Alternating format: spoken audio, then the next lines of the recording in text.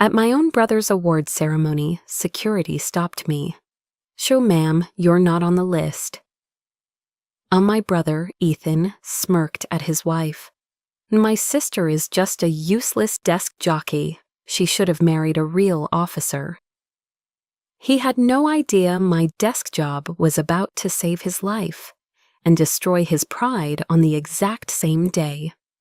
My name is Sophia Hayes. I am 34 years old.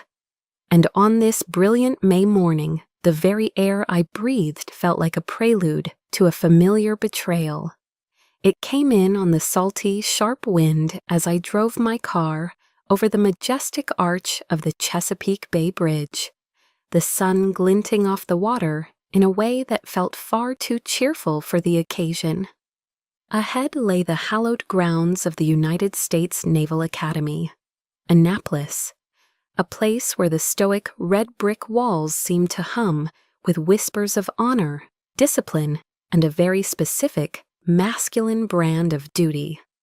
As I found a parking space, I watched them, the proud military families, their postures straight, their faces beaming as they strolled across the immaculate green lawns. Their sons and daughters, the midshipmen, stood like statues in their pristine dress whites, the embodiment of a legacy I was born into but never truly allowed to claim. A quiet, complicated knot of pride for my younger brother Ethan tightened in my chest. It was a feeling I had learned to temper over the years, to shield with a well-worn layer of resignation. I knew my role today.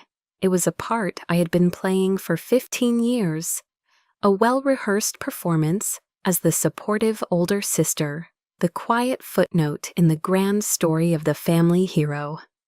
I was a shadow, a name whispered in the background.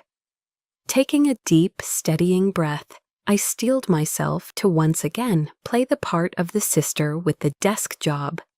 At the main security checkpoint, I wore a simple, beige trench coat I'd deliberately chosen to conceal the crisp uniform beneath it, hiding the rank that rested on my shoulders.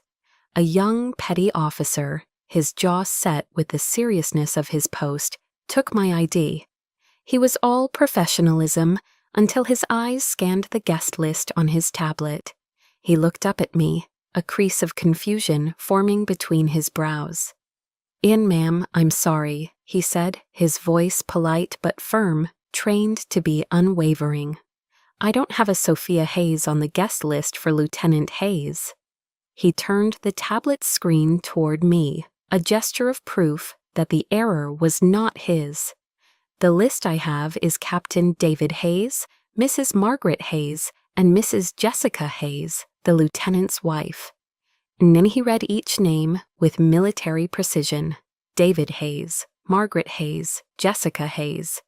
Each one was a small, sharp hammer blow against my ribs. The absence of my own name was louder than any of theirs.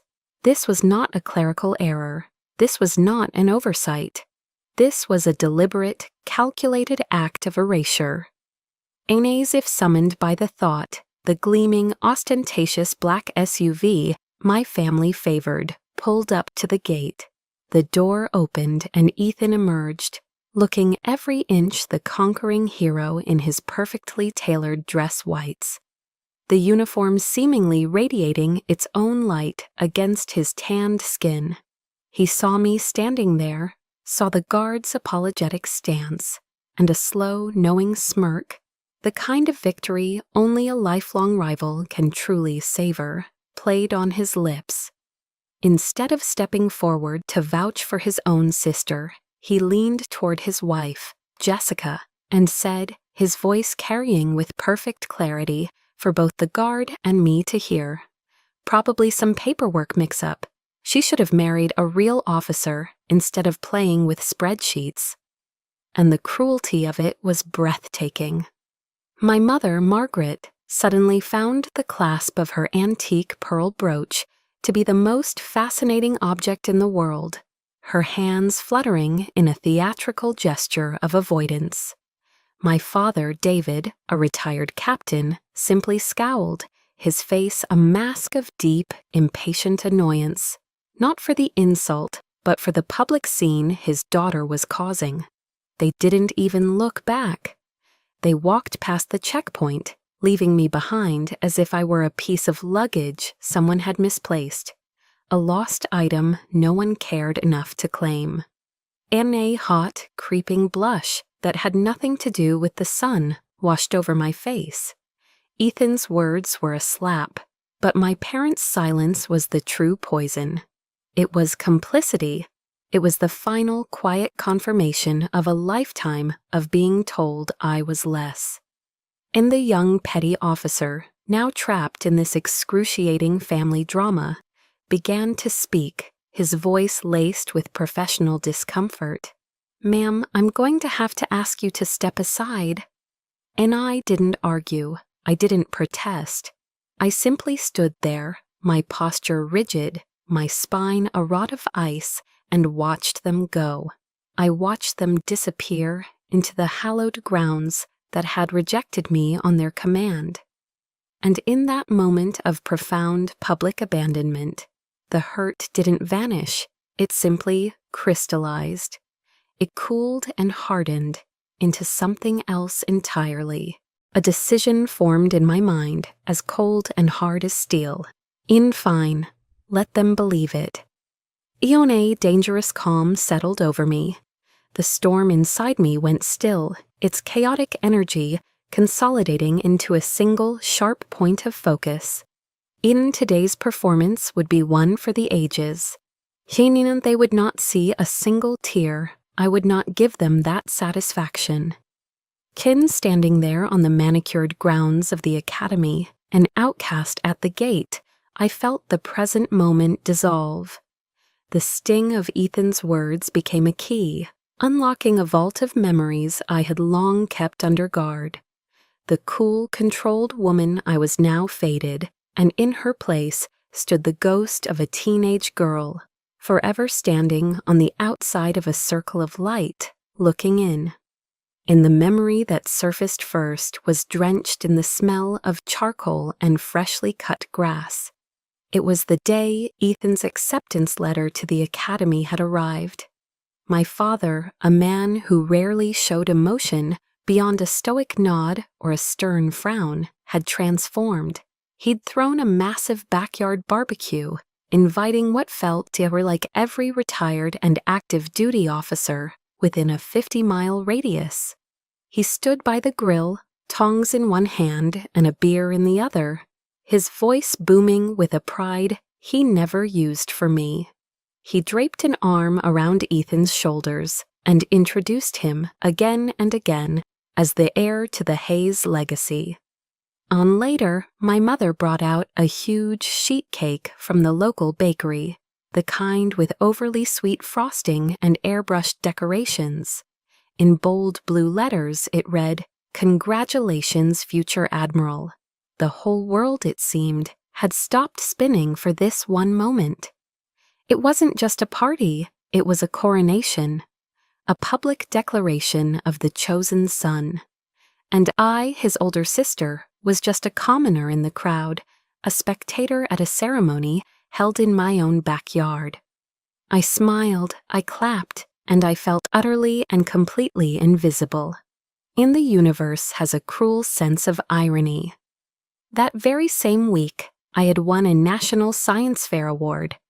My project, a complex cryptographic algorithm, had been recognized as one of the most promising in the country. I remember holding the award in my hands, a heavy gold-plated medal on a thick ribbon. For a few hours, I had allowed myself to feel a flicker of hope. Perhaps this, I thought, would be enough. Inyai found my father by the fireplace that evening, reading the Wall Street Journal. I approached him tentatively, the way a child offers a drawing, my heart pounding with a desperate need for his approval. "Dad," I'd said, my voice barely a whisper, I won." In an I held out the medal. He took it, his eyes barely leaving his newspaper. He glanced down at the intricate engraving, his expression unchanging. "Good job, sweetie," he murmured, the words automatic, devoid of any real warmth. He handed it back to me and then folded his paper. I was just thinking Ethan is going to need a serious physical training regimen to get ready for plebe summer. And just like that, the moment was over. The subject, as always, had returned to Ethan. The gold medal in my hand suddenly felt heavy, not with the weight of achievement, but with the dead weight of disappointment. Its shine seemed to dim under the fluorescent lights of our living room. Later that night, alone in my bedroom, I opened an old wooden box where I kept forgotten things, childhood trinkets, old letters. I placed the medal inside, nestled it between a dried corsage and a silver dollar from my grandfather, and I closed the lid. It became a secret I kept from the world, a silent, painful reminder that my victories, no matter how significant in my own world, were simply invisible in theirs. That feeling of invisibility crystallized a few years later. On the evening I told them my own career choice, I had gathered all my courage to announce that I had been accepted into the Naval Intelligence Program. My father muted the TV, his face hardening into the mask of disapproval I knew so well. He stared at me across the coffee table, his silence more intimidating than any shout. "Isn't it intelligence?" he finally said, the word tasting like an insult on his tongue. "That's a support role, Sophia. It's for people who can't make it in combat. The Hayes family are not support staff." My mother, ever the peacekeeper, jumped in with a placating smile. "Now, David," she'd said softly, laying a hand on his arm, "perhaps it's safer for her that way." In her words were meant to be a comfort, but they were a dagger. Safer for her. The implication was clear. I was weak, fragile, in need of protection, not suited for the real, glorious danger that men like my father and brother were born for. They didn't see my choice as strategic, as a different kind of warfare fought with intellect and analysis. They saw it only as a deviation from the path of glory they had laid out, a quiet failure to uphold the family tradition. That was the foundation upon which my entire career was built. On their dismissal, that was the fuel. The quiet, burning resentment from 1,000 tiny cuts had forged a resolve in me that they could never understand. My family thinks I play with spreadsheets. They picture me in a sterile government office, a beige cubicle, my greatest daily challenge a paper jam in the printer. The bitter irony is that they're not entirely wrong about the sterile part. They just have no concept of what that sterility truly contains. They know nothing of the place we call the tank. It's a nickname for a skiff, a sensitive, compartmented information facility buried deep underground, shielded from any form of electronic eavesdropping. The air is cold, recycled, and carries the low, constant hum of powerful servers. There are no windows. The only light comes from the giant, curved wall of screens in front of me, a mosaic of glowing maps, drone feeds, and cascading lines of code. This was my office. This was my battlefield. Sis and I remember one particular night, a Tuesday that bled into a Wednesday. The air in the tank was thick with a tension you could almost taste. We were coordinating a high-risk hostage rescue in the Red Sea. A civilian oil tanker had been boarded by pirates, and a dozen lives hung in the balance. My team of analysts fed me data streams in a quiet, focused rhythm, their voices low and steady in my earpiece. My job was to see the whole board, to connect the dots faster than our enemy could. Send Viper 1, confirm target location. "You are 2 mics out," I said into my headset, my voice calm, betraying none of the adrenaline pumping through my veins. On the main screen, a satellite thermal image showed a cluster of heat signatures on the tanker's deck. Eagle Eye, give me thermal resolution on the bridge. I need a personnel count. And the image sharpened. 7 hostiles, 12 hostages huddled together. The lives of a SEAL team, Viper 1, depended on my next series of commands, on my ability to process and predict. This wasn't a spreadsheet. This was a high-stakes chess match where the pawns were human lives, and I was the one moving the most important pieces across the board. It was in that moment of peak concentration, as I was about to give the green light, that my personal cell phone, tucked away in my pocket, vibrated. It was a jarring, unwelcome intrusion from another world. For a split second, I considered ignoring it, but protocol was protocol. I pulled it out. It was a text from Ethan. In the message glowed on the small screen, a beacon of casual ignorance from a world away. Enjoying your weekend in DC? Hitting the museums, I bet? Don't work too hard on those reports, SIS. And I read the words, and a cold, bitter wave of irony washed over me. Here I was in a life-or-death struggle against armed traffickers, my mind stretched to its absolute limit, and in his world, I was his boring older sister, a tourist in my own life, drowning in paperwork. The condescending nickname, SIS, felt like a final twist of the knife. I took a breath, my fingers tightening on the phone for a second, before I thumbed the power button, plunging the screen into darkness. I slipped it back into my pocket. My focus snapped back to the wall of screens, my voice emerging colder and sharper than before. "In standby, Viper 1, I commanded, my eyes catching a flicker of movement on a secondary feed. A small fishing boat, unlit, approaching the tanker from the stern. It wasn't on any maritime charts. It was a ghost. It's someone. Eagle Eye. Focus on that trawler. Now." The thermal image zoomed in.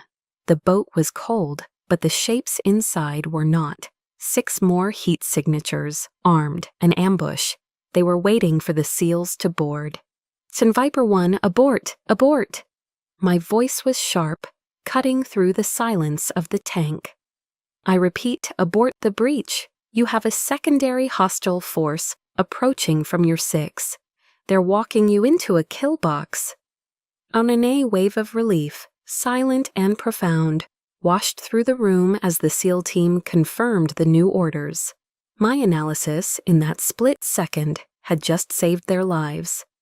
8 hours later, at 3 a.m., I finally returned to my empty apartment in Washington, D.C. The adrenaline had faded, leaving behind a bone-deep exhaustion. The city lights twinkled through my window, a galaxy of strangers, none of whom knew what had just transpired in the darkness on the other side of the world. I walked to the liquor cabinet, my movements heavy, and poured a generous 2 fingers of Kentucky bourbon into a heavy glass. No ice. Ira and I stood by the window, swirling the amber liquid, the silence of the room a stark contrast to the controlled chaos of my work. I thought about the men of Viper 1, teammates whose faces I would never see, whose thanks I would never hear. I thought about the string of victories attributed to anonymous intelligence sources. Solitude was the price of this silent power. My family thought I pushed paper. They had no idea that those papers held the fates of nations, that the ink from my pen could move armies and shift the balance of power. They saw a desk job, I saw a global chessboard, and I had long ago accepted the terms of my service. I accepted the loneliness, the secrecy, the crushing weight of it all, on because the mission was always more important than a wounded ego. Unhope arrived when I least expected it, not in a blaze of glory, but in the quiet of a corner office in the Pentagon. It smelled of worn leather, old books, and freshly brewed coffee. 2 days after the Red Sea operation, 2 days after Ethan's text message had sliced through the tension of the tank, I was summoned by General Miller. And he was my commanding officer, a 4-star general with a reputation for being as brilliant as he was tough. His office overlooked the Potomac, and the walls were covered not with medals, but with maps and photographs of him with soldiers in the field. He gestured for me to sit as he walked over to a coffee machine, humming quietly in the corner. "Sintin, you look exhausted, Sophia," he said, his back to me. His use of my first name was unusual, a sign that this was not a formal debriefing. He turned around and handed me a heavy ceramic mug filled with steaming black coffee. It was a simple gesture, but in the context of my life, it felt monumental. And he sat down behind his large mahogany desk and looked at me, his gaze direct and piercing, yet completely devoid of judgment. It was the kind of look that made you feel seen, truly seen, not just as a subordinate or a set of skills, but as a person. "You saved 12 lives the other night," he stated, his voice a low, steady rumble. "And the lives of the entire SEAL team. The official report won't have your name on it for obvious reasons. But I know, and the president knows." He leaned forward slightly, his eyes holding mine. "You should be proud of that." And I stared at him, the warmth from the coffee mug seeping into my cold hands. For a moment, I couldn't speak. In my world, praise was a foreign language. The concept of being seen for what I did, rather than what I failed to be, was so alien that my mind struggled to process it. I felt a crack form in the icy facade I had so carefully constructed around myself. I wasn't Captain Hayes's daughter. I wasn't Ethan's overshadowed sister. In this room with this man, I was just Sophia. And for the first time in a very long time, that felt like enough. Then he let the silence hang for a moment, allowing his words to land. Then he continued. "The Joint Chiefs have been discussing Operation Blackwater. It's been long enough. We believe parts of it can now be declassified." Ian and I blinked, my mind racing. Operation Blackwater was my masterpiece, a multi-year intelligence campaign that had dismantled a global terror financing network. It was the work I was proudest of, and it was buried under layers of the highest security clearance. "Inai, the decision has been made," he said, a faint smile touching the corners of his mouth. "It's time we started recognizing our heroes in the shadows. The Department of the Navy has officially nominated you for the Distinguished Service Medal." And I felt the air leave my lungs. The Distinguished Service Medal. It was one of the highest non-combat honors, a recognition reserved for senior officers who displayed exceptionally meritorious service in a position of great responsibility. I was stunned into silence. He began to speak about my career, referencing specific operations, strategic successes, and analytical breakthroughs, accomplishments I had locked away in classified files, accomplishments even I had almost forgotten in the relentless churn of the next mission. He saw the whole picture, the entire tapestry of my career, not just the disconnected, meaningless threads my family perceived. Sneh raw, unfamiliar emotion swelled in my throat. On impulse, driven by the unexpected safety of this space, I heard myself confess the one thing I never spoke of. "Sir," I said, my voice barely a whisper, "my own family. They think I have a desk job. They think I push paper." And I expected a nod of sympathy, perhaps a look of pity. Instead, General Miller leaned back in his chair and let out a deep, booming laugh. It wasn't a laugh of ridicule. It was a laugh of pure, unadulterated delight, of someone who appreciated a grand cosmic irony. "In a desk job," he roared, shaking his head in disbelief. "Well then," He leaned forward again, his eyes twinkling with a sudden, brilliant idea. In that case, I think we ought to give them the biggest surprise of their lives. And he paused, letting the idea form, a master strategist seeing a new move on the board. Your brother's awards ceremony is next month, isn't it? At Annapolis. Anai nodded, confused.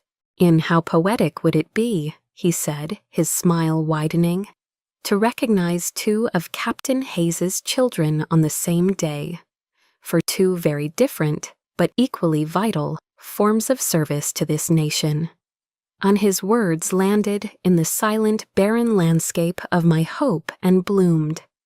A wild, audacious idea took root in my mind. The thought that my truth, my real story, could finally be brought into the light, not by my own desperate explanations, but by the undeniable official recognition of the United States Navy. The thought was terrifying, and it was intoxicating. In the seed of hope General Miller had planted felt fragile, a delicate green shoot in the barren soil of my heart.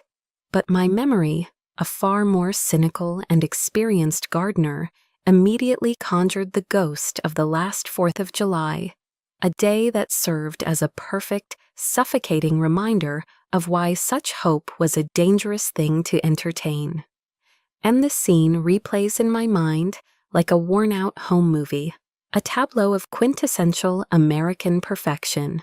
My parents' sprawling backyard in suburban Virginia, heavy with the smoky, savory scent of burgers and hot dogs, sizzling on my father's oversized gas grill.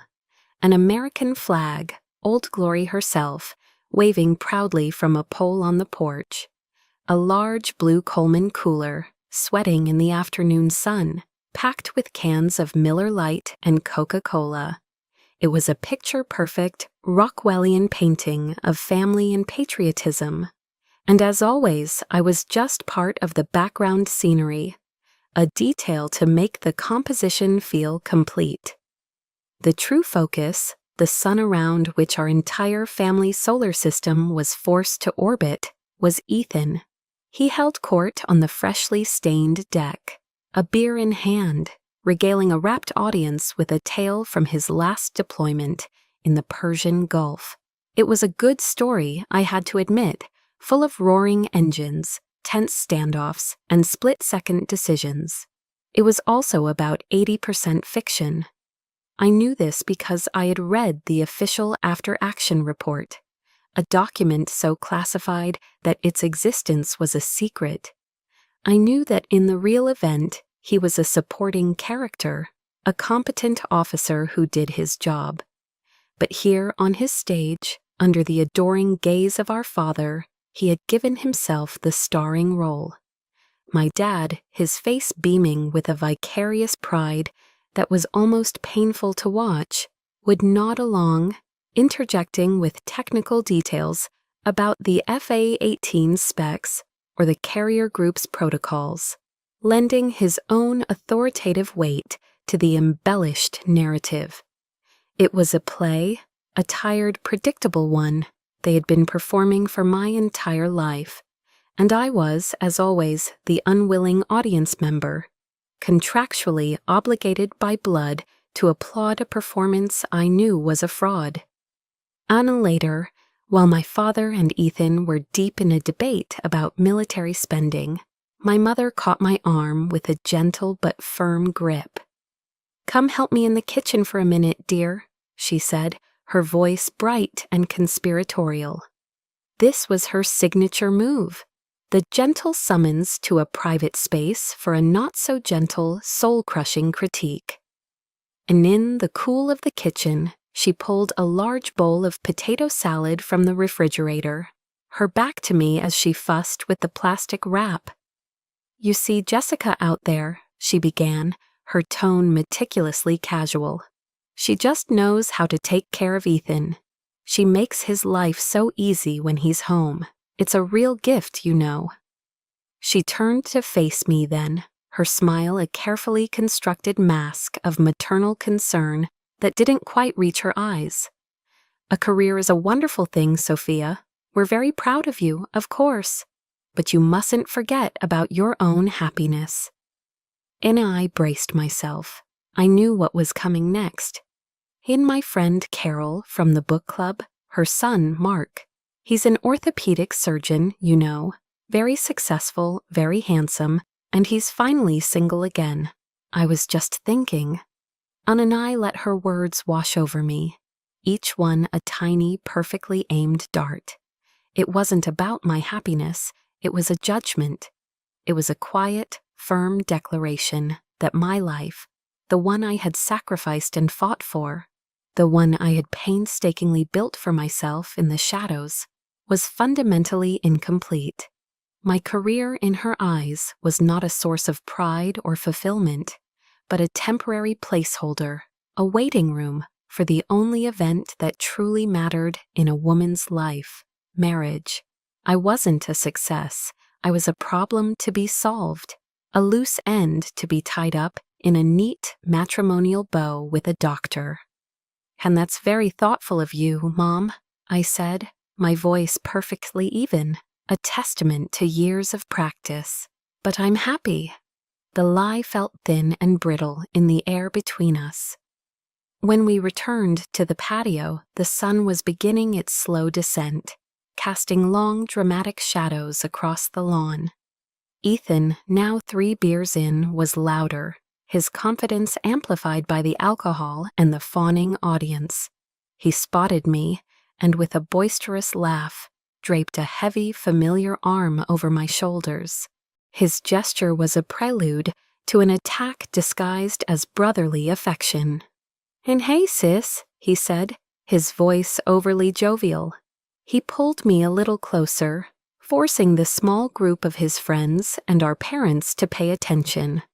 "I've been meaning to ask you." He paused for dramatic effect. "When are you going to put in for a transfer to a real position?" And the question landed in the suddenly quiet circle like a grenade. He continued, either oblivious or indifferent to the sudden tension. "Somewhere you can actually make a difference. Must be pretty damn boring sitting in the Pentagon all day, pushing paper." And there it was, the annual public dismissal of my entire life's work. In front of everyone, he had reduced my career, my sacrifices, my secret victories, and crushing responsibilities to nothing. A boring, meaningless waste of time. He wasn't just asking a question, he was passing a verdict. And I felt it then. A wall of ice beginning to form around my heart. A defense mechanism I had perfected over decades. It started at my core and spread outwards, a cold, crystalline barrier against the casual, smiling cruelty of his words. On the outside, I held my own smile in place. It was a polite, placid, utterly empty expression. "Oh, and I like my work, Ethan," I said, my voice a perfect imitation of calm. But inside, behind that wall, I felt a fundamental shift. The ice, which for years had been just a shield, was now becoming something else. It was getting higher, thicker. It was no longer just a defense. It was becoming a fortress. And I knew, with a certainty that chilled me to the bone, that it was very, very close to reaching its peak. And have you ever had a moment where time seems to slow down, where the world narrows to a single, hyper-focused point of humiliation? That was me, standing at the gate, with the guard's polite, dismissive words hanging in the air. "Ma'am, I'm going to have to ask you to step aside."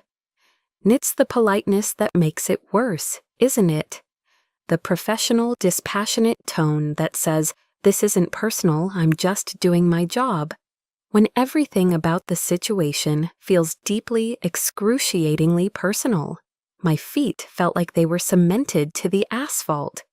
I was an exhibit in a zoo of my own family's making, trapped in the spotlight of their casual cruelty. And then, through the thick, suffocating air, a new sound emerged.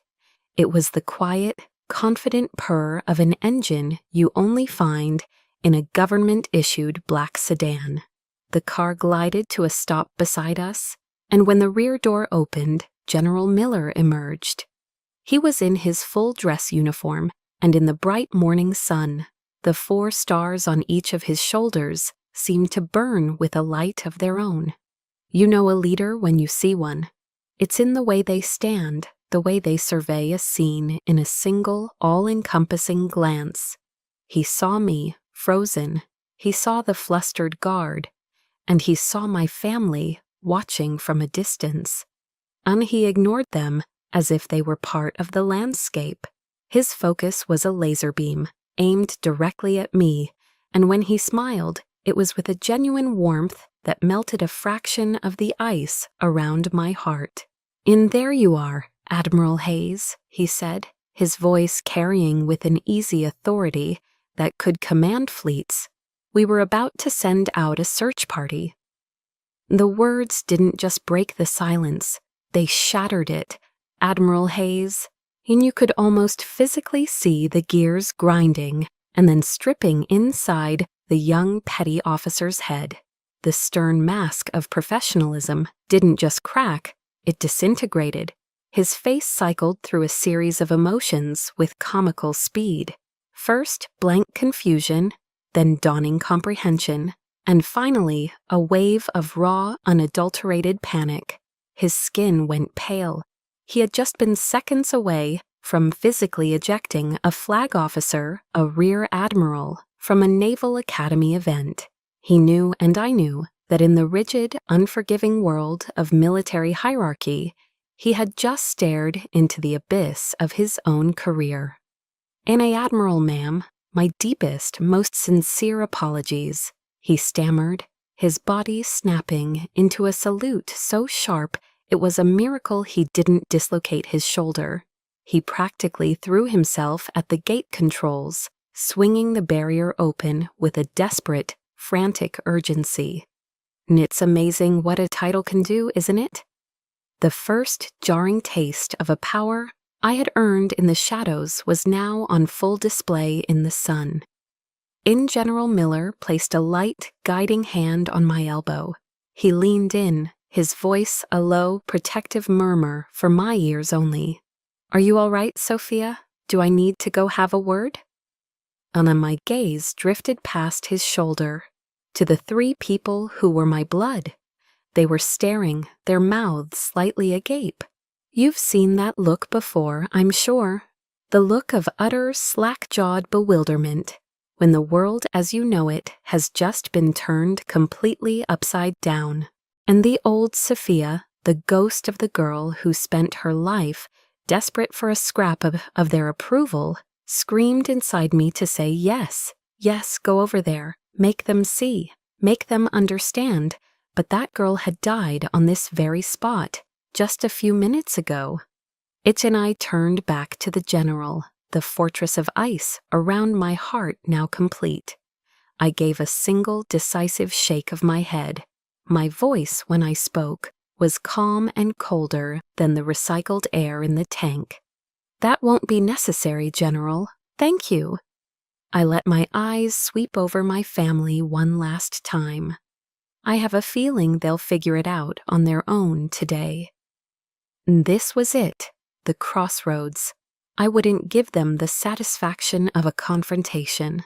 I would deny them the chance to prepare, to recalibrate, to craft a new performance of feigned shocked pride. I wanted to see their unfiltered reactions. I wanted to watch them process the truth without any help from me. "Fenton, as you wish, Admiral," General Miller said, and the look in his eyes was one of pure, unadulterated respect. Soon he straightened up, and with his hand still a firm, supportive presence on my elbow, began to escort me through the gate. He didn't just walk me in, he led me with purpose, on a direct path toward the reserved VIP seating at the front. Our route took us right past the row where my family sat.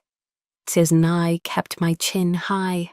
I kept my eyes fixed forward on the podium, on the flag, on my future. I did not grant them a single glance, but I felt their gaze on me like a physical force. As we passed, I heard it, a choked, incredulous whisper from my father to my brother, "On Admiral." And that one word, spoken in a tone of utter disbelief by the man who had dismissed my life's work, was the final echoing drop. A lifetime of slights flashed through my mind, the ignored metal, the condescending jokes, the endless gushing praise for Ethan's real service. Every moment of feeling invisible, of being told I wasn't enough. It all came to a head in that single whispered question. In the last drop had fallen. The glass was not just full, it had shattered. So today was not about asking for their approval. That ship had sailed long ago, and I was finally letting go of the rope. Today was about forcing them to reckon with the truth they had so comfortably, so cruelly chosen to ignore. My silence was over, but my answer wouldn't be spoken. It would be worn. It was in the 2 silver stars gleaming on each of my shoulders. General Miller led me to a private waiting room tucked away behind the main stage, a quiet sanctuary from the growing crowd. The room was simple, furnished with a few leather armchairs and a small table with a pitcher of ice water. He gave me a knowing nod. "Take a moment, Admiral. The ceremony begins in 15. Then he closed the door, leaving me alone with my thoughts and the faint, muffled sounds of the brass band tuning up outside. In I walked over to the full-length mirror on the far wall. The woman looking back at me was a stranger, and yet more myself than I had ever been. There was a nervous energy thrumming just beneath my skin, the familiar adrenaline rush that comes before a major operation. This was no different. This was a strategic maneuver, one that required careful, deliberate preparation. In my hands moved with practiced precision. I slipped off the beige trench coat, the civilian armor I had worn for so long. I folded it neatly and placed it on a chair. It lay there, a soft, crumpled symbol of the person I used to pretend to be, a ghost. And beneath it was the crisp, immaculate uniform of the United States Navy, the service dress whites. I took a moment to adjust the fit, smoothing the fabric over my shoulders. Then, from a small velvet-lined box I took from my purse, I retrieved my rank insignia, 2 silver stars for each shoulder board. They were cool and heavy in my palm. This wasn't just about dressing for a ceremony. This was a silent, personal ritual. With slow, methodical movements, I affixed the stars to my shoulders. Each click of the pin into its fastening was a decisive sound, a final confirmation. Click. This is who I am. Click. This is what I have earned. And I was no longer just Sophia Hayes, the quiet daughter. I was Rear Admiral Hayes, a flag officer in the most powerful navy in the world. I was dressing myself in the truth. Sen. When I stepped out of the waiting room and back into the designated VIP section, the atmosphere had changed. The seats were filling up, a sea of uniforms and formal attire. A few senior officers, a vice admiral I knew from the Joint Staff, and a Marine Corps general spotted me. Their faces lit up with genuine recognition. "In Admiral Hayes," the vice admiral said, extending his hand. "I heard they were finally declassifying Blackwater, a phenomenal piece of work. Congratulations." "And long overdue, Sophia," the Marine general added with a gruff, approving smile. "You and your team ran circles around them. We owe you one for that." Each handshake, each word of praise from these men who understood the sacrifices, who spoke the same language of service and strategy, was like a brick being laid in the foundation of my confidence. It was a stark, almost painful contrast to the cold, confused stares I could feel, coming from the guest section. My family didn't know me, But these people, my peers, my colleagues, they knew. Their respect was a shield, a solid, impenetrable wall of validation that I would carry with me into the battle ahead. In I took my assigned seat next to General Miller, my back straight, my hands resting calmly in my lap. And then I allowed myself to feel it, the weight of their gaze from across the aisle. I didn't need to look to know they were staring. I could feel the intensity of it, a mixture of disbelief and a dawning panicked confusion. Etienne and I could picture the scene perfectly. My father leaning in, whispering urgently to my mother fanning herself with the ceremony program, her eyes wide with shock. And Ethan, I could feel his stare most of all. It was a focused, burning beam of bewilderment. He would be looking at the 2 silver stars on my shoulders, the impossible, incomprehensible truth of them. In his mind, the math wouldn't add up. The sister he had mocked just an hour ago, the boring paper pusher, was wearing a rank that took most men a lifetime to achieve, if they ever did. And I met his gaze for a fraction of a second across the crowd, offering nothing more than a calm, polite, almost imperceptible nod. Then I turned my attention back to the stage. And the game had begun. But for the first time in my entire life, I wasn't a pawn, sacrificed for the sake of the king. On today, I was the queen, and I was about to checkmate them all. My silence now was more powerful than any argument I could ever make. It was the calm before the storm, the quiet intake of breath before the truth was finally spoken aloud. In the master of ceremonies, a captain with a voice as smooth as polished brass stepped up to the podium. And now for the presentation of the Navy and Marine Corps Commendation Medal to Lieutenant Ethan Hayes for meritorious service in support of combat operations. Ern and I watched, a silent observer in the front row, as my brother rose from his seat. He moved with the fluid, unshakable confidence of a man who has never had to question his place in the world. A man who has spent his entire life being told he was the hero of every story. He ascended the stage, accepted his medal with a practiced, humble dip of his head, and turned to the microphone as if he were born for the spotlight that now bathed him in a golden glow. And his acceptance speech was flawless, a masterclass in charm and filial piety. He thanked the Navy for the incredible honor, his commanding officers for their steadfast leadership. Then he turned his charismatic gaze toward our family. "I want to thank my father, Captain David Hayes," he said, his voice ringing with a sincerity that could move mountains, "for teaching me what it means to be a warrior, for showing me the path of duty, honor, and courage." He smiled at my mother, a warm, affectionate smile, and to my mother Margaret for her unending support and prayers. He then gave a subtle, charming wink to his wife. And of course, to my beautiful wife, Jessica, for being my rock, my anchor in every storm. And he paused then, a performer's trick, letting the weight of his gratitude settle over the room.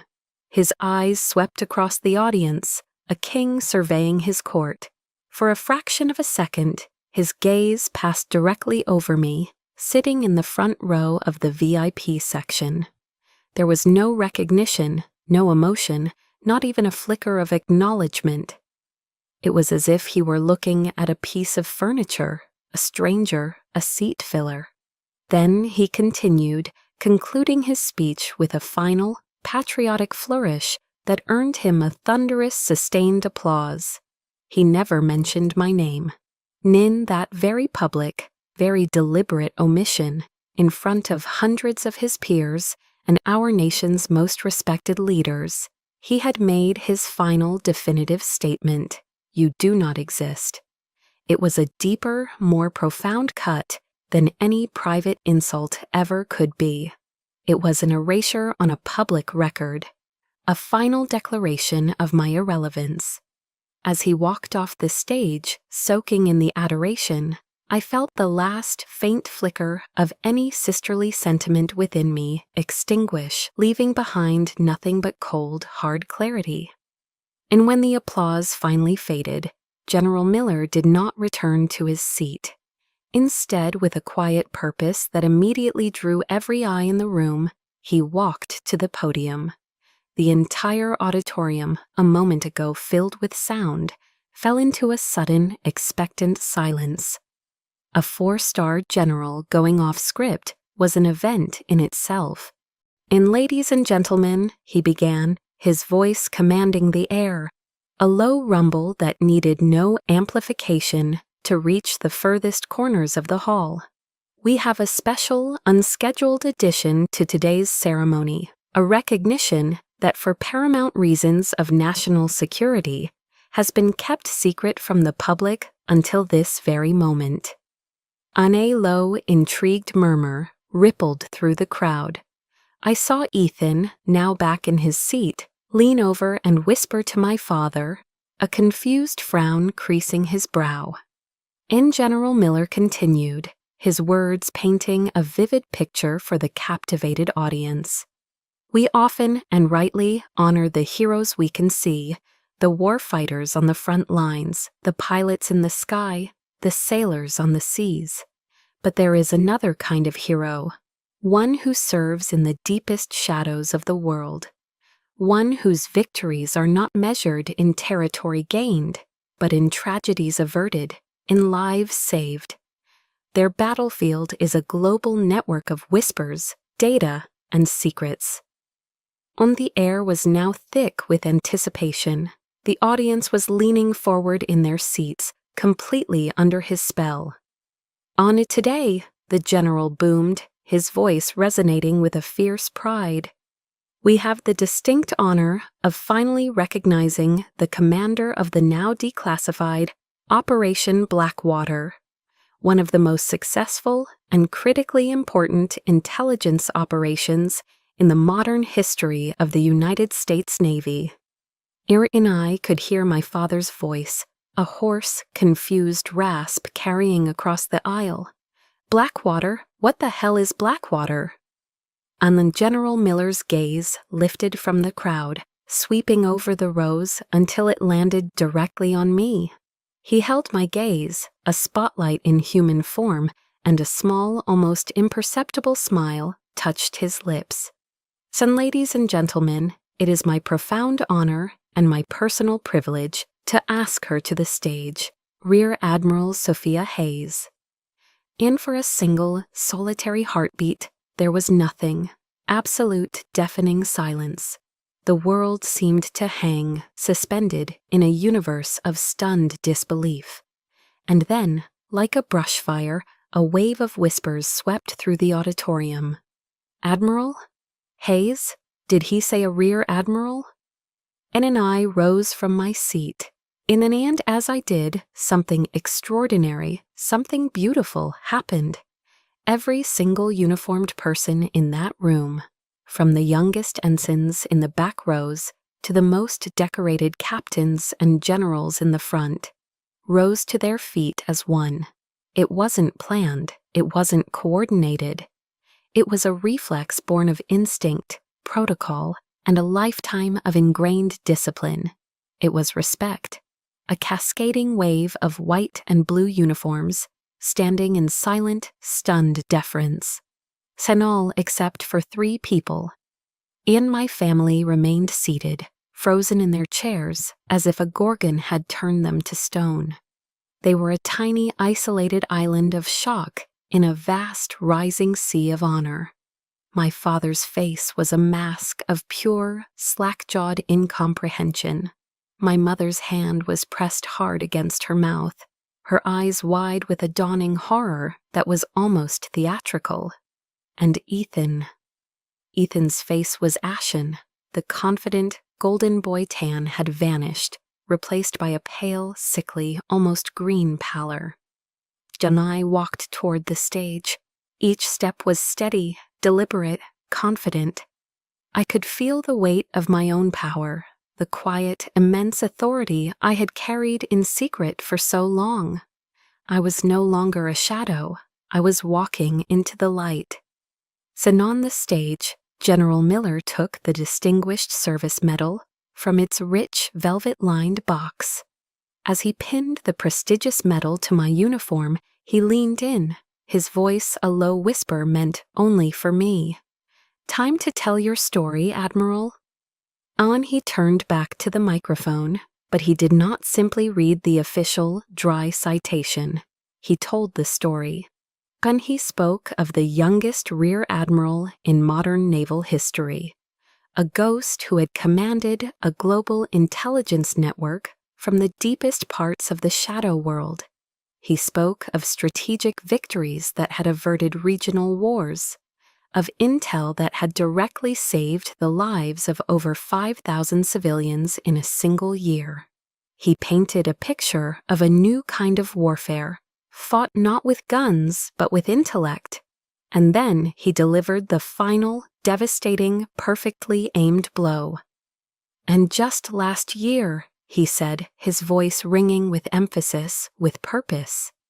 "It was actionable intelligence gathered and analyzed in real time by Admiral Hayes's unit that directly resulted in a U.S. destroyer being saved from a catastrophic, coordinated anti-ship missile ambush in the Persian Gulf." And I let my eyes drift from the general, from the cheering crowd, to my family, and I watched the truth detonate in their faces. My father looked like he had been physically struck, his body rigid, his eyes seeing something far away, replaying a history he never knew. My mother let out a small, strangled gasp, her knuckles white where her hand was pressed to her lips. But it was Ethan's face I will remember for the rest of my life. The blood drained from it completely. The confusion was gone, replaced by a sickening, horrifying dawn of absolute comprehension. And he knew exactly which destroyer that was. It was his. The applause felt like a distant ocean roar.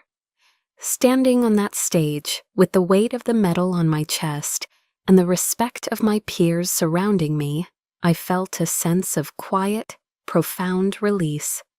The battle was over. The truth was out. At the reception that followed, a grand ballroom filled with the clinking of glasses and the low hum of important conversations. I was no longer a shadow. I was a center of gravity. A group of congressmen from the House Armed Services Committee were congratulating me when I saw them approach, my family. They moved together like a wounded animal, a tight, defensive cluster cutting through the crowd. Ethan was in the lead, his handsome face a hard, tight mask of fury. My father followed, his expression unreadable, a complex mixture of shock and something I couldn't yet name. My mother trailed behind, clutching my father's arm, her face pale. They stopped a few feet away. The congressmen, sensing the sudden drop in temperature, politely excused themselves.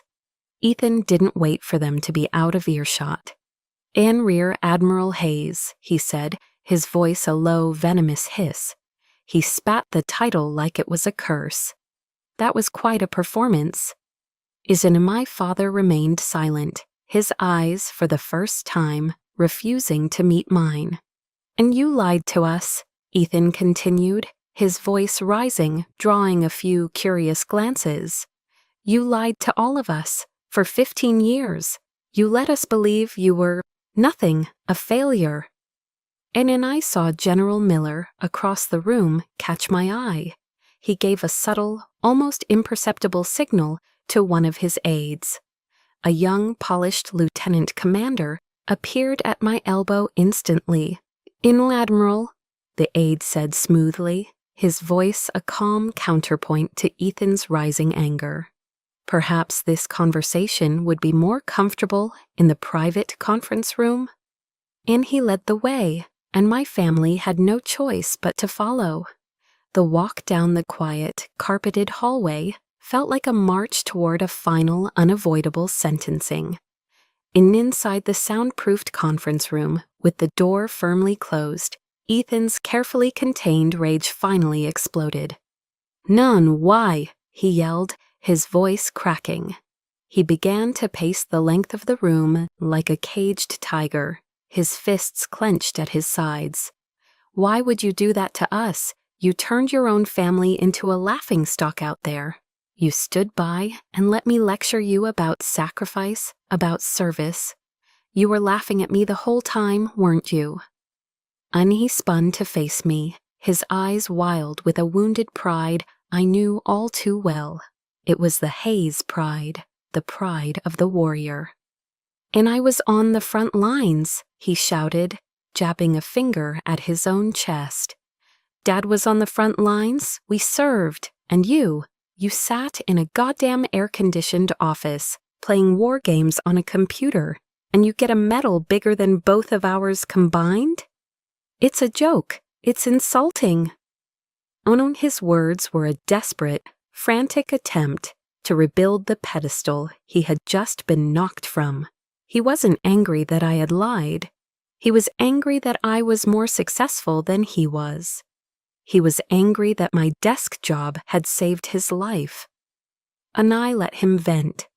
I let the storm of his ego break against the calm, silent fortress I had become. I walked over to the mahogany conference table, poured a glass of water from the crystal pitcher, and took a slow, deliberate sip.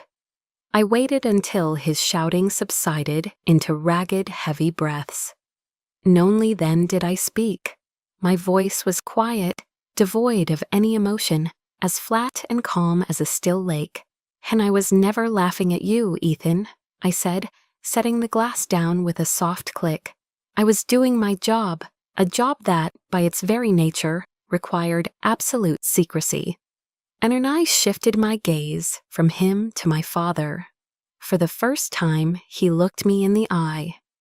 "And did you ever once ask me about the specifics of my work, Dad?" I asked, my voice still quiet, still controlled. "Or did you just assume it was paper pushing because it didn't involve a weapon?" I turned to my mother, who was now weeping silently into a handkerchief. "Did you ever once ask me if I was happy with my career, Mom? Or did you just ask me when I was going to get married?" I looked back at all of them, the jury of my childhood. I didn't lie to anyone. I simply stopped trying to explain myself to people who had already decided they weren't going to listen. My words hung in the air, a final damning verdict. The silence that followed was heavy, absolute. My father, the indomitable Captain David Hayes, seemed to shrink before my eyes. He bowed his head, and in that moment, for the first time in my life, he looked old. He looked defeated. And just then, the sharp, distinct ring of my encrypted satellite phone cut through the silence. It was a sound that meant only one thing: duty calls.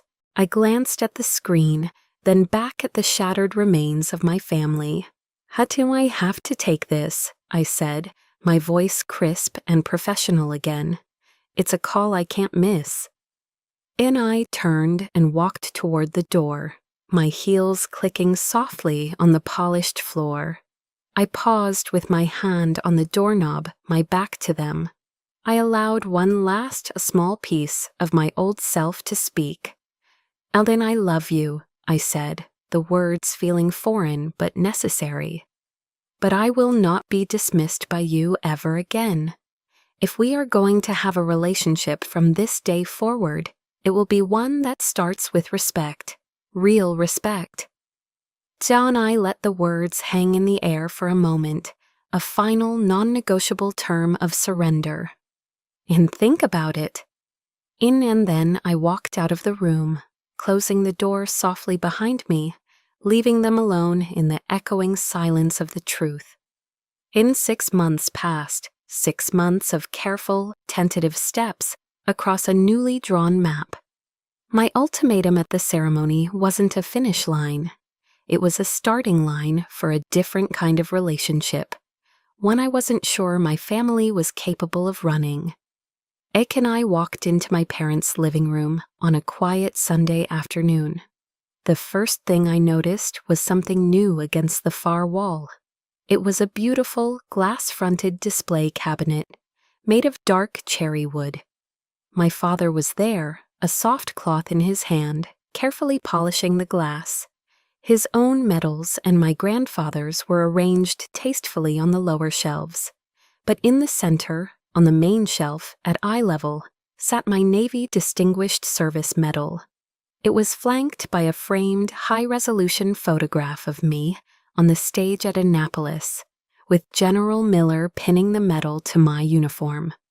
And my mother came in from the kitchen, carrying a plate of her classic chocolate chip cookies, still warm from the oven. She smiled at me, a real smile, one that reached her eyes. "Ken, your father built that last month," she said softly. "He said it was the first time the Hayes family display case told the whole story of service. And not the story of the men, not a story of combat versus support, just service. It was a small change in wording, a subtle shift in the family narrative, but it felt as significant as the moving of a continent." And yet that evening, dinner was different. The air was lighter. The usual performance was gone. There were no exaggerated war stories, no bravado. Instead, my father, after clearing his throat, looked at me across the dinner table. "Sophia," he began, testing the name out, "what are the biggest challenges you face with personnel management at the Pentagon? With that many high-level civilians and officers, the politics must be complex." And it was a real question, a question born of genuine curiosity. Later, Ethan talked about a new risk analysis protocol he was implementing on his ship. "It's funny," he said, not quite meeting my eye. "Some of the principles, I feel like I learned them from somewhere." He chanced a quick glance at me, a shy, almost embarrassed smile touching his lips. It was his way of acknowledging my world, of admitting its value without having to say the words directly. And then, my mother raised her wine glass. "A toast," she said, her voice clear and steady. "Not to the men of the family, but to the strength and intelligence of all the Hayes children, in all their forms." We all clinked glasses. The oppressive, competitive tension that had defined every family meal I could remember was gone, replaced by a quiet, fragile, but very real warmth. And after dinner, Ethan and I found ourselves on the old wooden swing on the back porch, a place where we'd spent countless childhood summer evenings. For a long time, we just sat in a comfortable silence, listening to the chirping of the crickets. And he was the one who spoke first, his voice low and devoid of its usual arrogance. "I'm sorry, Sophia," he said, his eyes fixed on the dark tree line at the edge of the yard. "The way I treated you, the things I said about your work, it was never about you.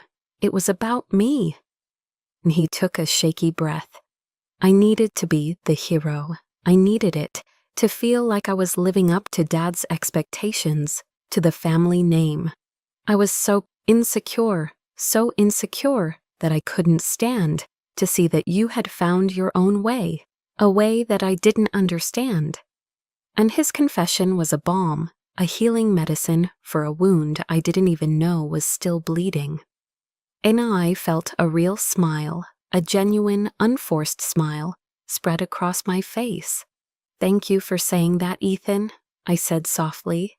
I looked out at the yard, at the fireflies beginning to blink in the twilight. For the longest time, I thought I needed this family's approval to feel whole. I thought my value was something you all had to give me. And I placed a hand over my own heart. But all those years of being misunderstood, they taught me something more important. My worth isn't determined by anyone else. It's right here. It always was. I looked at him. Having you all finally see it, that's a gift, a wonderful gift, but it's not a prerequisite anymore. Nathan nodded slowly, a look of profound understanding on his face. I'm really proud to be your brother, Sophia. And for the first time, I could say it and mean it with every fiber of my being. And I'm proud to be your sister. In the peace I felt in that moment wasn't a victory. It was something better. It was acceptance. It was a dawn I had made for myself.